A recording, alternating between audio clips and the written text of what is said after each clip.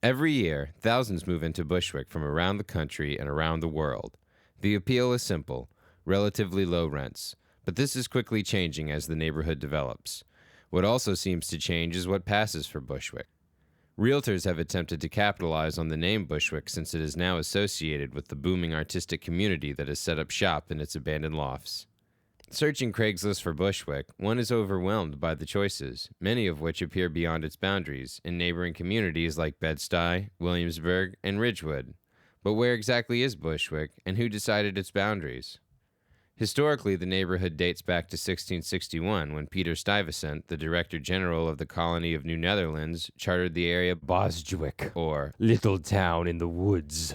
The boundaries of Bushwick expanded as colonists continued to push into native lands. By the 19th century, the town included the areas of modern-day Bushwick, as well as Williamsburg, known as the Bushwick Shore, and Greenpoint. In 1840, the Bushwick Shore splintered and formed the town of Williamsburg. The neighborhood of Greenpoint became a separate entity when, in 1854, Bushwick was annexed into the city of Brooklyn.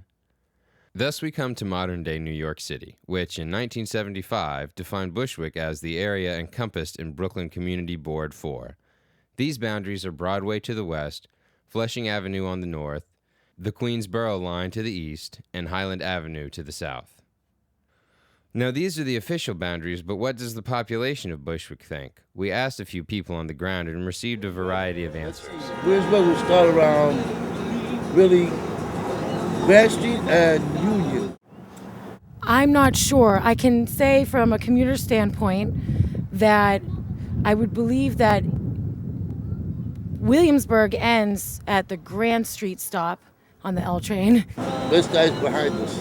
One of the borders will be from Bushwick Avenue and Flushing. I'll be somewhere around there. Yeah, by the cemetery, going towards East New York. It's it like breaks up like as you're getting onto the expressway, going into Ridgewood and stuff like that.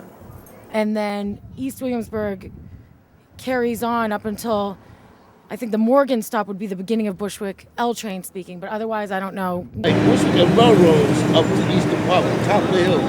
That would be Bed-Stuy? Yeah, maybe Bed-Stuy. I would say Metropolitan and Flushing Avenue too. Flushing Avenue, I believe that's one of the avenues that cross that divide is Bushwick mostly. As far as I know, the border is on Bushwick Avenue and Flushing. And I live, so I guess that would mean I would live on the other side of it, because In which the other side being Bed-Stuy, but that wouldn't make sense either. Metropolitan. My mother lives on Masport, so I mean pretty much like that's the borderline of Williamsburg, and then there's like a couple of blocks down, it converts into Greenpoint. And if they go down the other block, it converts into Bushwick. So it's like all three of them are connected together back to back. Why the discrepancies? For people at least, it seems that social ties are far more important than physical boundaries when identifying with a neighborhood. Either way, if you live off the Morgan stop, which is just north of Flushing, you don't live in Bushwick. You live in the North Brooklyn Industrial Business Zone, or NoBibs.